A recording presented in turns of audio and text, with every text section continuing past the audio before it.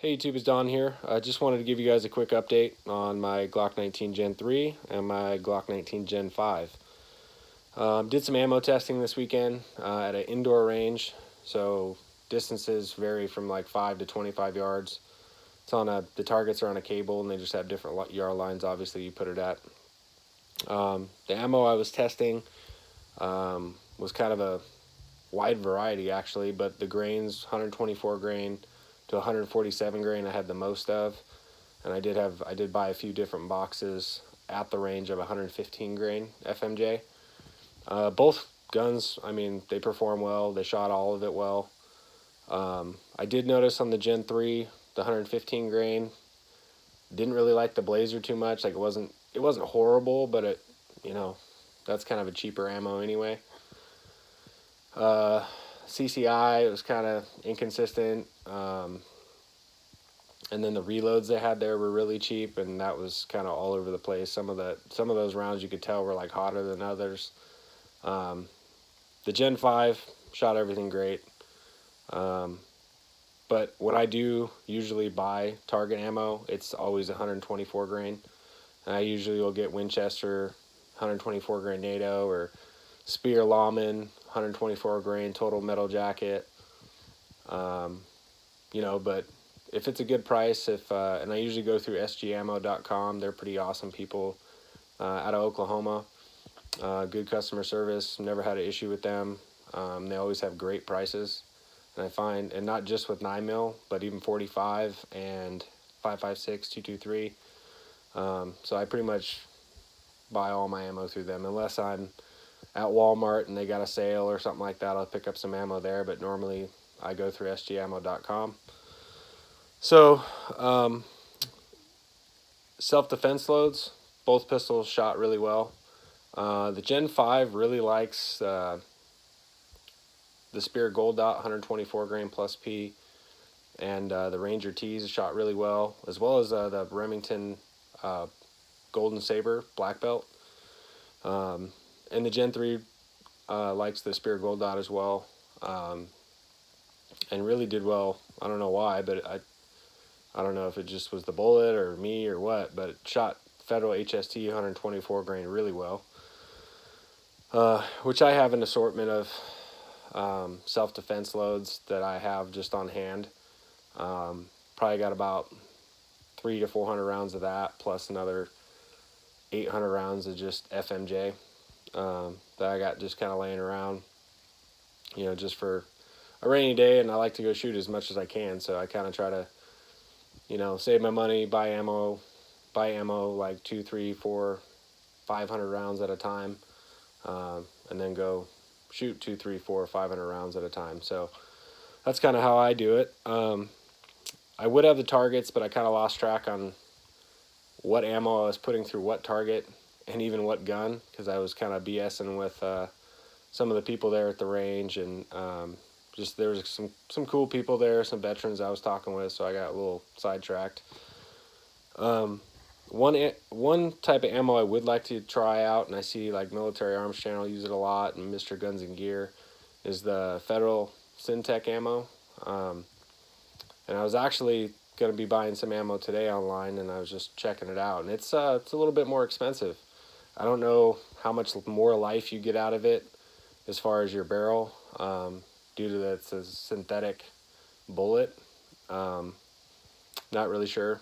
I just know that, let's say, for a box of 150 grain Syntech ammo, I saw online for $16.99 for a box of 50. The 124 grain was $12.99 for 50 rounds. And then just to throw you some numbers, if you go to SG Ammo, you could find all this. 124 grain Speer Lawman was $8.99.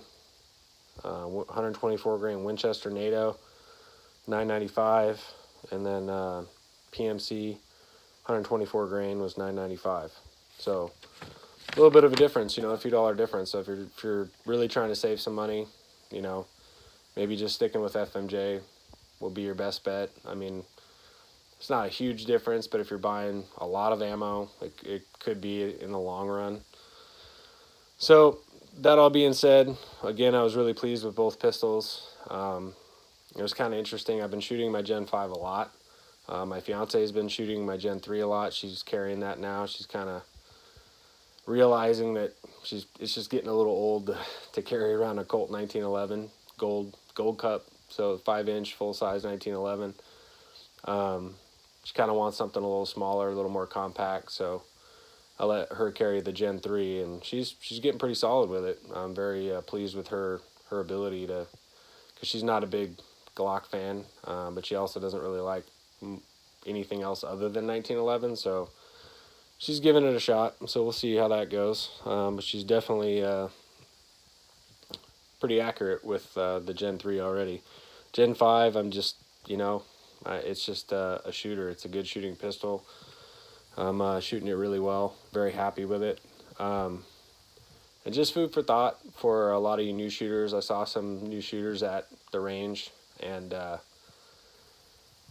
they seem to kind of be taking advice from people maybe they shouldn't. And I kind of was able to talk to them after we were done shooting, because some of the stuff these guys were showing them on grip and stance and that kind of stuff, it just, I don't know, it looked pretty funky. Didn't look like it was very good, and it actually even caused them not shoot any better than they were before.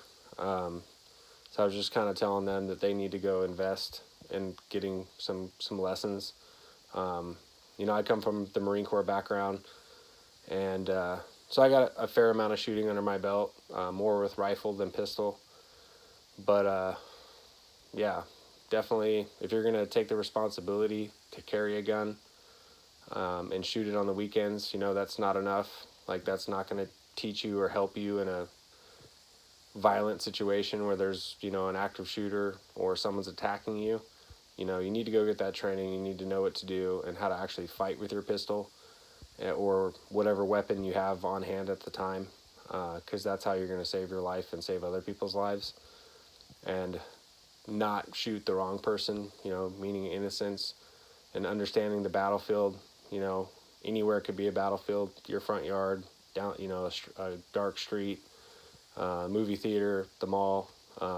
It's just kind of a way to describe it. But if you don't understand the battlefield, the area around you, that's something that training can help you do. They can help you understand how to attack a certain situation, and make your chances of survival and others a lot higher than it would be if you're just one of those, oh, I'm going to carry a gun because I can, because I'm a law-abiding citizen, and, hey, I go shoot at the range, a couple times a month or once a month or maybe a couple times every 6 months.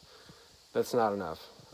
If you're going to be a responsible gun owner and you're going to carry concealed or open carry, whatever you decide, you need to get some training. You need to go and you need to shoot that gun a lot.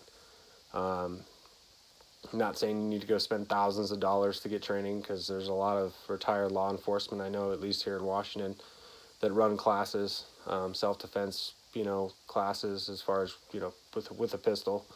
And I've seen some really cool classes out here for rifle, low light, that kind of stuff. So just some food for thought. Again, you don't want to be that person in a situation that can't really protect yourself or anybody else because you really don't know what you're doing with that pistol. It's no fun. That's like me going and driving a commercial truck and not knowing what I'm doing. So anyway, I hope all is well. I wish you all a happy holidays. Stay safe out there, and Semper Fi.